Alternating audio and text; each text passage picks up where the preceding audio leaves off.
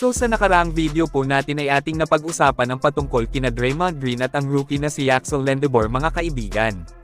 Kung saan medyo pumalag at nagalit nga si Draymond kasi sumali si Axel sa pag-recruit kay LeBron papuntang Golden State Warriors. Sinabi pa ni Dre na pointless yung pitch ni Axel para kay LBJ, at sinabing tuturuan po niya ng leksyon ang baguhan na si Axel sa paparating nilang training camp. Well, nakapagtataka nga ang reaction ni Draymond na gaya ng sinabi na natin na wala namang dapat na ikagalit si Green sa sinabi ng rookie.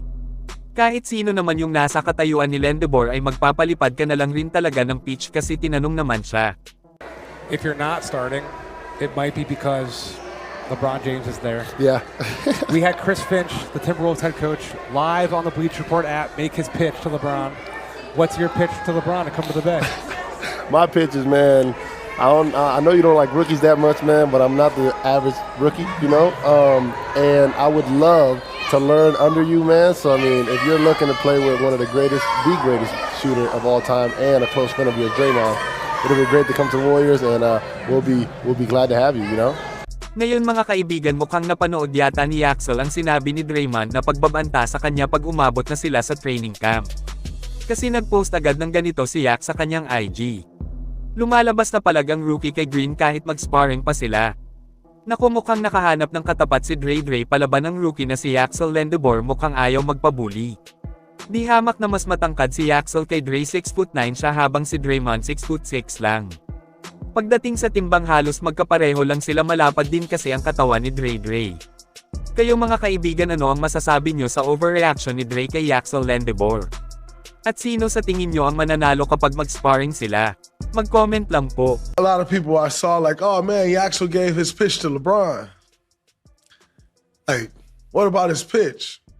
And he said, I know you don't like rookies that much, but I'm not the average rookie. If you're looking to play with the greatest shooter of all time and Draymond, we'll be glad to have you.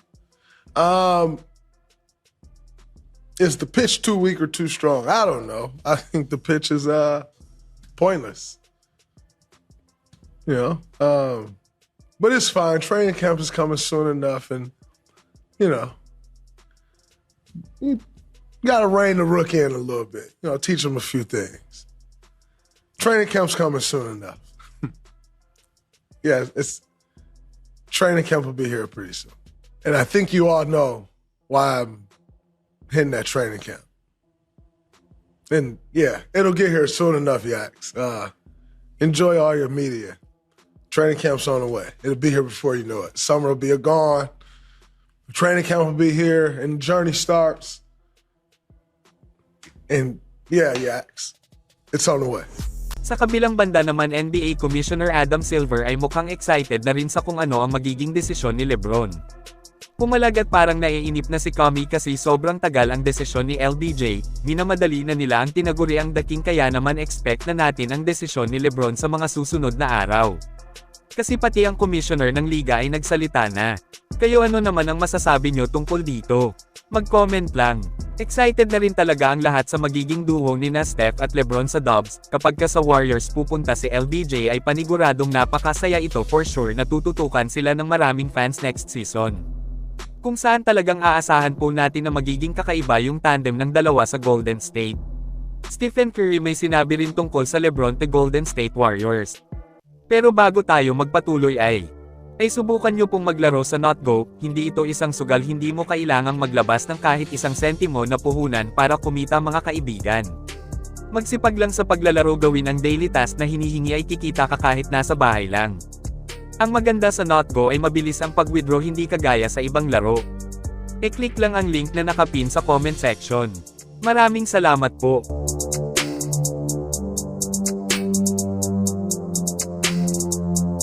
Steph Curry inaming matagal na rin nga daw po niyang kinukumbinse ang Warriors na kuhanin si LeBron mga kaibigan. Syempre noon palang alam naman natin na kailangan talaga ng tulong ni Steph sa Warriors, palaging pagod sa kakabuhat ang greatest shooter.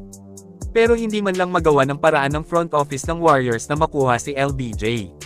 Sa ngayon nga ay hindi natin nararamdaman na gumalaw si Mike Dunleavy Jr., parang palagi na lang tulog sa pansitan. Kung saan mismong sina Steph at Draymond na lang ang gumagawa ng paraan para makumbinsi si LeBron na sumanib sa Golden State. Siguro mawawalan na ng gana si Curry sa GSW kapag hindi pa rin nila makuha si LBJ.